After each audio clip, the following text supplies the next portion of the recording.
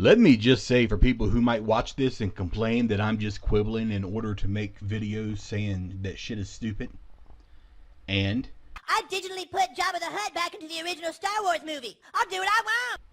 my channel, son. But for real, some things in these shows still are stupid. Just because you have to pay closer attention to see them than you did in seasons 6 through 8, especially 8, doesn't magically make them unstupid. Season 8, for instance, makes season 7 look like a masterpiece in comparison, but season 7 was still chock full of stupid, to the point they were leaning on acting over writing, dropping storytelling for a blend of instant nostalgia and SJW fan servicing, and allowing celebrity class cameos. I was half expecting Mark Wahlberg to pop up and save Jon Snow from the zombie horde. Okay, donkey. Say hi to your mother for me. So yes, while it's harder for me to find stupid shit in season 1 episode 2 than in his latter seasons, seeing as you could throw a dart at any scene on a script from 7 and 8 and find stupidity, it's still in here if you want to pay attention to it and not just treat it as some infallible, inerrant show because it means that much. Like this gem of retardation as soon as the damn episode starts. And eat. Isn't there anything else? The Dothraki have two things in abundance: grass and horses. No, I got no problem with that. If a motherfucker has to eat horses, they gotta do it. Other shows do it, plus it's mentioned here in the world a few times later on. I'm not crying over Seabiscuit. Just never touch the doggos and I won't have to end the entire Dothraki by myself. But this is what I'm talking about. Oh my God, was the entire production staff on a break during this sequence? How did editing miss this? It's the same damn scene. George just gave her a piece of horse jerky, with Khaleesi-san looking all frail and weak and needing strength after Khal Conan split her in half like a log. And he gave her that jerky as if there were nothing else to eat, and heavily implied such. So stomach this, grin and bear it, because that's all there is, and just pretend you're on Fear Factor. All right, we're gonna have to add a few more to the mix. Oh, God. Oh, Joe Rogan, you crazy. In the same damn scene, they got rabbits and deer and all sorts of other food. In the same damn scene, they got people making soups and stews. In the same damn scene, they got some woman grinding grains to make bread. In the same damn scene. I'm just saying, they set up the scene like she was starving and absolutely had to eat horse and was disgusted by it and reluctantly did it, or else she was done for and was going to fall over. And in literally the same damn scene, the little encampment she's being unloaded at has all different manner of food. She can get a sourdough rabbit sandwich and some deer tendies. He offered up horse as like that's the only thing they have in the same damn scene as the fucking welcome home cornucopia for Tom Hanks in Castaway. Don't even try to tell me that's not fucking stupid. It's the first scene of the episode and the second episode to ever air, and nobody caught this shit? I never read the book, so I'm not putting that on George necessarily. But it's an example of how you have stupid shit back in the day too. But small time tiddlywinks unable to monetize throttled and shadow banned YouTuber, why would you make such a big deal of this? Oh, this scene isn't done yet. This scene isn't done. This scene, all in the same scene, there's something else stupid, lads. She's got blisters. Yep. A girl they've decided in the show would be entirely immune to all fire-related dangers gets blisters, which are caused by heat. Heat. The friction causes heat, which causes blisters. If your skin is tough enough to be immune to heat, you wouldn't get blisters. But she gets blisters from heat in a show where they made her fireproof. Flame retardation. I hate doing this. Knowing Tyrion slapped this little cunt was the best sense of justice we had up until he got poisoned in season 4. But it's stupid.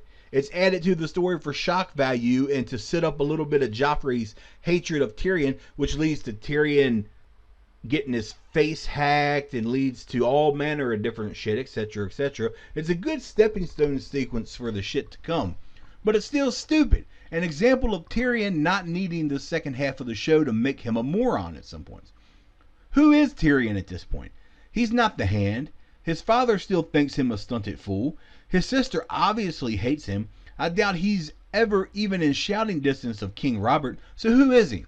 He's just the imp. and his greatest accomplishment is that the queen is his sister. He even said as much. The Queen's brother? My greatest accomplishment. A sister who hates him, with the king who'd at bare minimum have him flogged through the streets for the audacity of a damn Lannister, the perverted lecher imp, drunken Lannister of all Lannisters, to physically harm his son. At the time, Robert was sure Joffrey was his son. He's risking his life to do this. Different story, I'd say, when he was the hand and situated with a guard and whatnot. He hasn't even met Bronn at this point. Again, I hate doing it. I love this fucking scene. I do. I love this scene. I love the edit on YouTube with Zeppelin's Achilles' last stand that just shows him slapping him for 12 minutes straight. But it was purely for shock value and story setup, and in a consequential context, which I'm told by these fans that this is what makes the universe brilliant, that if somebody does something stupid, they get consequences for it. Tyrion is risking his life here doing this, and would 100% be punished in some way for his slight against the son of a sister who hates him, and a king who hates them, and who has no other claim to fame than being a drunk, horny dwarf. I get that people are going to disagree, arguing that this scene is awesome and shows Tyrion trying to keep the boys straight and narrow, Tyrion showing that he's the honey badger and Brooks no bullshit, etc. But it was for shock value and betrays what we know, even thus far, about the world. He's just the imp here. So while an epic scene that I'll watch on repeat gladly, it's stupid too. I hope the boy does wake. I'd be very interested to hear what he has to say. Really, nigga? My dear brother, there are times you make me wonder whose side you're on. My dear brother, you wound me. You know how much I love my family. Sorry, but what the fuck was the setup for this? It's obviously implied here that Tyrion knows it was Jaime who pushed Bran out of the window. You couldn't be more obvious unless he flat out said that. But how are we to know how Tyrion knows? Would Jaime have even told him such a thing? Even in the Cutlin setting. Would Jaime let it spill, confide in Tyrion that he tried to murder a 10-year-old boy? Did Tyrion just deduce it? If so, how does Jaime just speak in that way, implying he knows that Tyrion knows? If Tyrion figured it out without Jaime telling him, how would Jaime know? This is just stupid because it's too convenient for that little bit of dialogue, without any sort of setup or clues to let us in on how that knowledge was ever shared with anyone outside of Jaime or Cersei. Throughout the entirety of the show, Tyrion never makes a single comment about it, to my knowledge. If he did know, wouldn't that have been something he'd mentioned to Bran in the latter seasons, perhaps implying that he wants Bran to forgive Jaime, especially in the episode where Jaime came to Winterfell? No, instead we get stupidity. Moving on. I came to say goodbye to Bran. You said it. I hate this bitch more than anyone on the show, and I will be calling her Cutlin from now on. This is a horrible motherfucker. I want you to leave. This is one of the dumbest things in the show. And I thought it was dumb years ago when I first saw the scene. It made me hate Ned about half as much as I hate Cutlin from this point. So I wasn't even sure how I felt when Ned lost his head later on. Facts. It's stupid in a few ways. Okay, so there's what we know now about Jon Snow being Aegon Targaryen, 6th of his name, son of Ned's sister and Rhaegar Targaryen, and a boy that Ned promised to always protect. So okay, he's fed, he's inside of some walls, but the boy has been made to feel guilt and shame for his entire life, with people in his life making it clear that he is unloved and unwelcomed. Ned doesn't step up to say a fucking word to Cunt to make her ease up off his back for a second.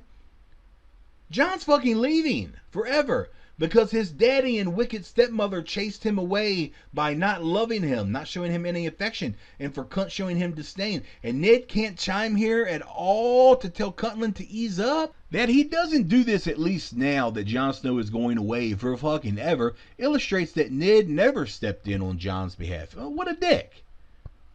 Even removing what we know now and just assuming Ned's his actual real father, forget the payoff, this just makes it even worse. Hey dipshit, you're driving your fucking son away because you can't tell your cunt wife to calm it down a notch. He's now going to the wall. He's never going to have a wife. He's never going to have children. He's never going to be anything except out of Cunt's hair so she can wish him dead from afar. Jon is quite literally lower than Theon Greyjoy, who is a kidnapped last son of Ned's enemy.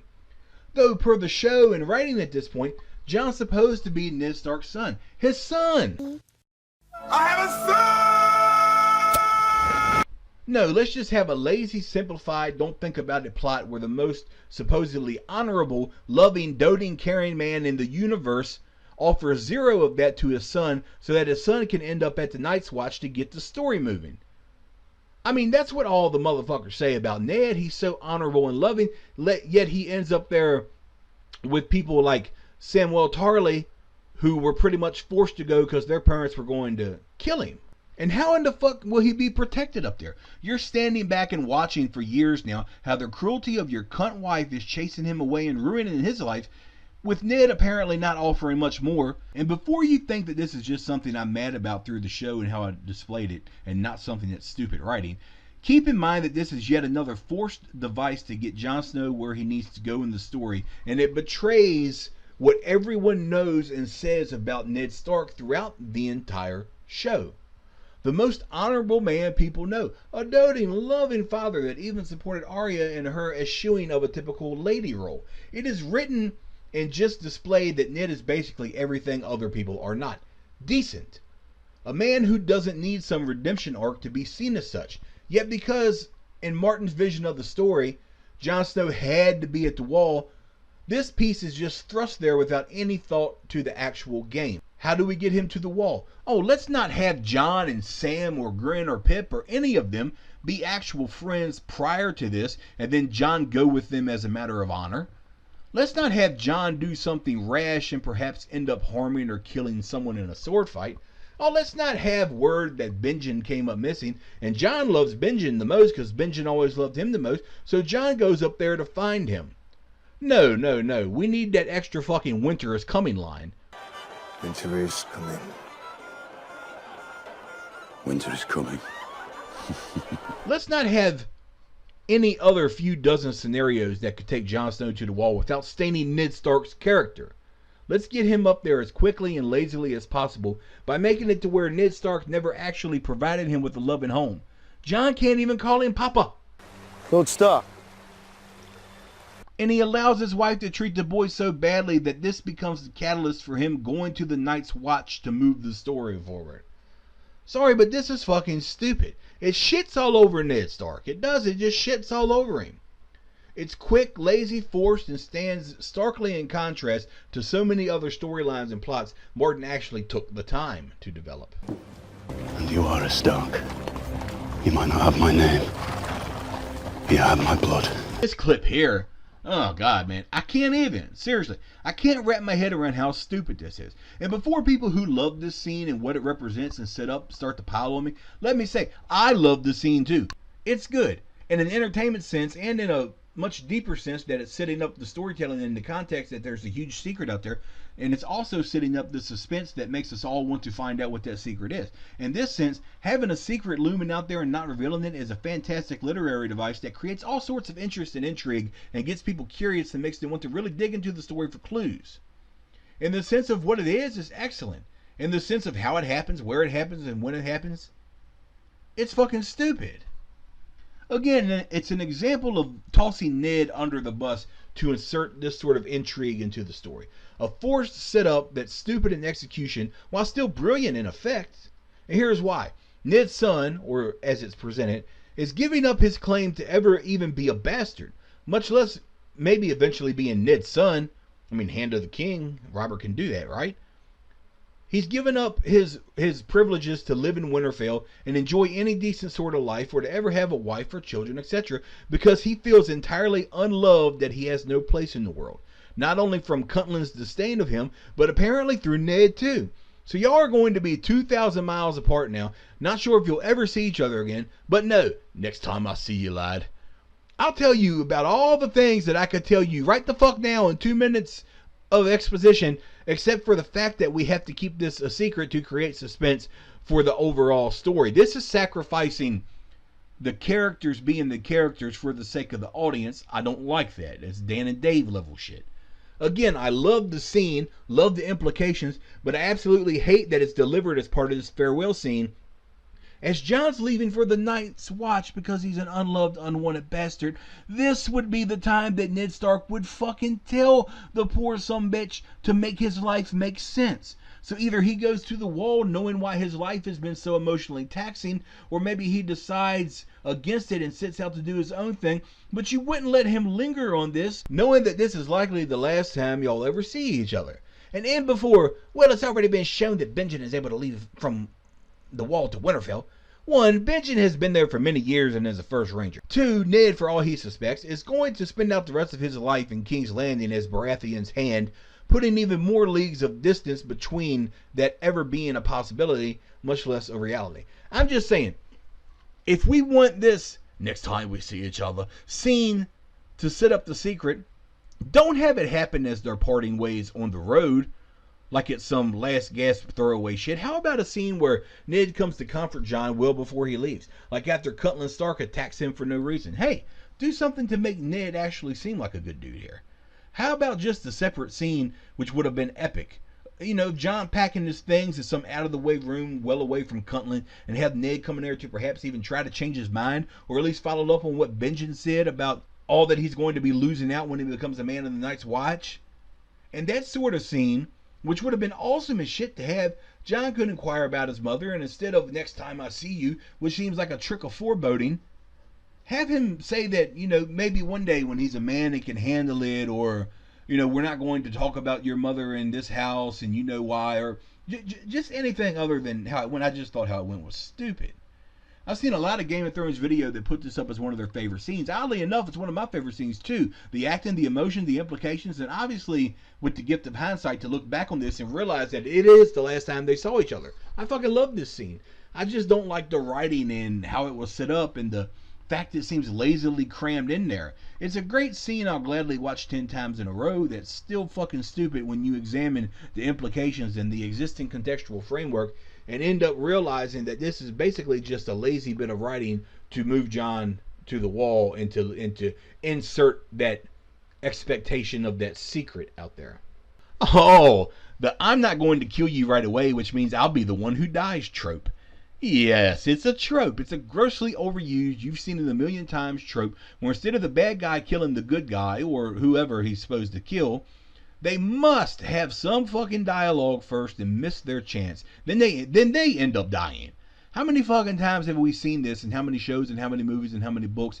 This is the point where Morton could have been entirely different and explored something other than the same old trope. Killer comes in. Cutlin does not see him or know he's there. He just fucking stands there and apparently waits for her to turn around to complain. You shut by hell, you're not... Whatever the fuck he said.